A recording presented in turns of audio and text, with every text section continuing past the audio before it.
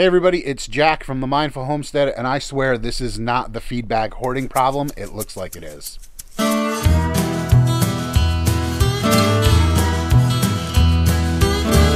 So what you're looking at behind me on the ground is the remnants of every bag of pig feed that we fed our pigs this past summer. Right off the bat, I realized that I was not going to be able to keep track of all the feed we were buying for the pigs. We had a tally system going on a whiteboard inside and very quickly lost track of what we were buying at the feed store.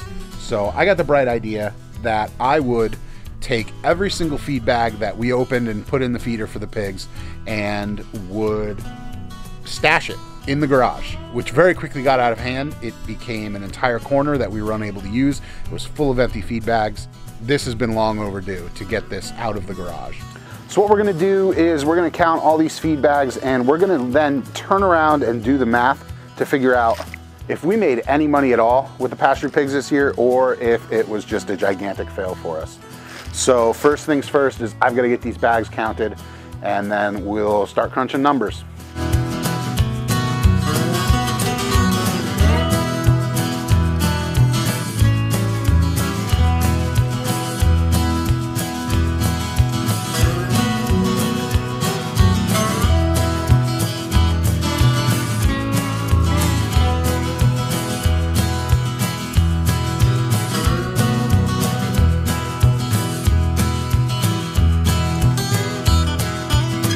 So by the count I just did, we have 10 bags of pool and swine feed, 24 bags of Nutrina, 6 bags of Southern States, 4 bags of Blue Seal. I'm gonna add 5 bags. There were some bags that I'm sure got thrown away, and there were a few bags that we turned into shopping bags as well. So doing the math on this,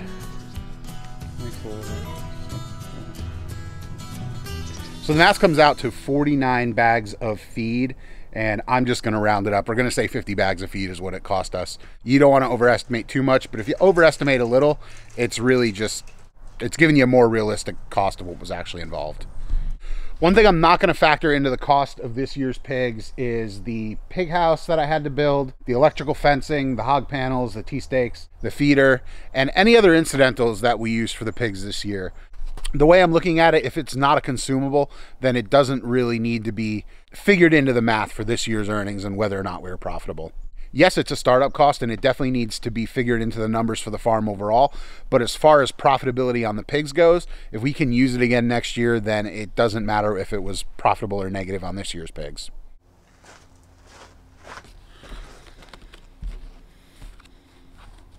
Now we are going to do the math on whether or not our pigs turned a profit for us this year. Now, for all you math nerds out there, this is where things start to get fun. For those of you that are more visual learners, we're going to put the numbers right up here on the right side of the screen for you. To start out, we brought in 3 feeders last year, and we paid $100 for each of those feeders. Now, some of you guys may be saying, wow, $100 for a feeder pig, that's a lot. The feeders that we got were pretty well recommended from a friend. They were from a landrace sow and a Yorkshire boar. So pretty much a commercial cross. They were pink pigs, but the meat from them was really good and they came recommended. So we were okay with ponying up a little bit more. Plus it went to a local woman. We weren't getting them from some huge hog operation. She was pretty local. We had 50 bags of food. I'm going to put that at $13.50 per bag. So $13.50 times 50. Equals $675 on feed for 3 pigs. And that price of $13.50 a bag does change a little bit here and there. A lot of the times it was a little bit less. I know for a fact that those Nutrina bags were about $12.50 a piece. Like I mentioned earlier, if we're estimating on cost, overestimating isn't necessarily going to hurt you. It's actually going to make your profit margin a little bit smaller than what you might have expected it to be. So if you base your operation off those numbers, you'll actually come out a little bit further ahead in the end than what your numbers have told you from the year prior. Now this might sound a little crazy, but that was our total cost. We didn't need to castrate any piglets. We didn't need to provide any iron struts. Those were done by the woman that we got the pigs from. We didn't need any additional vet care for the animals. They lived out their life in good health, which is always a good thing. We don't tout ourselves as being an organic farm or an antibiotic-free farm. If an animal needs something because it's sick or in pain, we will provide that to the animal. But in this case, the pigs were happy, they were healthy, we didn't have to deworm them, everything was clean. They just ended up living really healthy lives, so that's a bonus to us. It didn't cost us anything extra. So if we do the math there, Our total cost into the pigs was $975 in feed and the pigs themselves. And that was really all that pigs needed at the end of the day. All right, so now that we know, up until slaughtering, we have $975 into these pigs, and that's where we are at. Now, let's get into what we got paid for the pigs. So we did our pigs in halves, and because we did that, we charged $4 a pound. Initially, we were going to charge $4.50, and when we looked at the numbers right off the bat, we figured we could do a little bit better. It was mostly friends and family that was buying, so we didn't want to rake them over the coals too much, especially in our first year. So we settled on $4 a pound, and we thought that was a fair price, so that's where we ended up. So the first pig hung at 183 pounds. These are weights with no feet, no skin, no head, and no guts.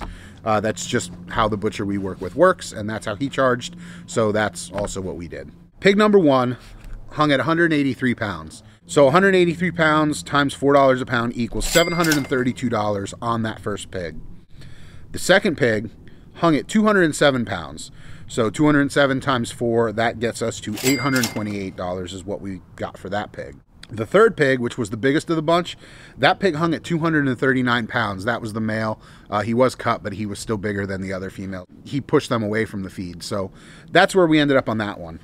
However, because that pig was for us, we don't get to collect anything on that pig. So 239 pounds a pig is just that. It's 239 pounds a pig.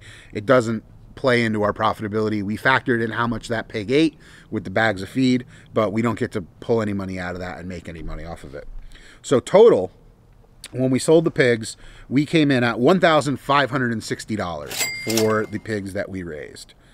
So if we just stop there and did the math, we can take $1,560, which is what we got for the pigs, and subtract $975 from that, and that would give us a number of a raw profit of $585. The problem there is that it also cost us to butcher our pig. We had a guy local to southern New Hampshire and Vermont named Dan Profit do the butchering.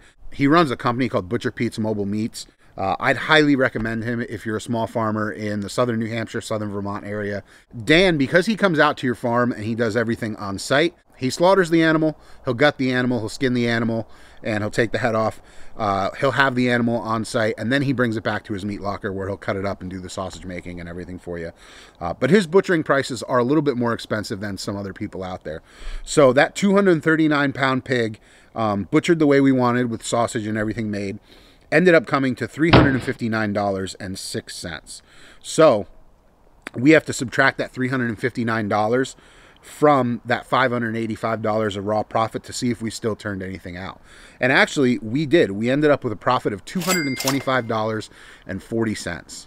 So, total, looking at the whole thing, we raised 3 pigs on forest pasture, 2 pretty sizable finished weights, and we still came out with $225 profit at the end of it after we took our butchering cost into effect and the cost of feed and everything else. One thing we did which helped us keep our costs pretty low is that we got our pigs pretty late in the year.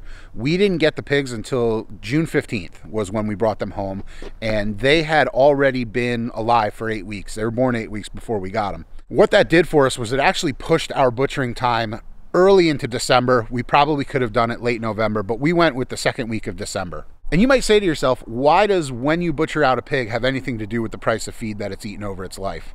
Well, for us, we forest raised our pigs, and we raised them in an area that had a lot of beech and oak trees in it. And right around mid-September is when those beech and oak trees start to drop their nuts on the ground. Beech nuts from the beech trees and acorns from the oak trees. Those pigs were like a couple of Hoover vacuums through that area. They rooted through the ground and ate every single nut that they could find laying around. The other reason that time period was great for us is that at the end of October is Halloween, and everybody has pumpkins that at the end of October they're just trying to get rid of. Nobody wants a half-rotten pumpkin on their porch in November. So we just put up a post in a couple local Facebook groups and a post up on Craigslist, and all it said was, hey, if you've got any pumpkins on your front stoop, or if you've got any apple trees in your yard that are dropping apples that you're not eating, we'll gladly come pick them up for you. And that worked out amazing. I actually probably collected close to 800 pounds of pumpkins and 300 or 400 pounds of apples. By the end of it, I actually was turning people down that were offering me pumpkins. We had so much I didn't know what to do with it all. But the beauty there is that that month of November and then the first week of December, is when you're finishing the pigs. So what those pigs are eating in those months actually has a huge impact on what the meat is going to end up looking like. What you feed a pig in the last 2 months of its life is huge in developing a good flavor in that meat. So not only were those pigs not eating as much food during the last few months we were feeding them when they were at their largest, but they were also eating foods that gave the meat a great taste. And I can tell you the resounding feedback from all of our customers has been that the pork is some of the best they've ever eaten.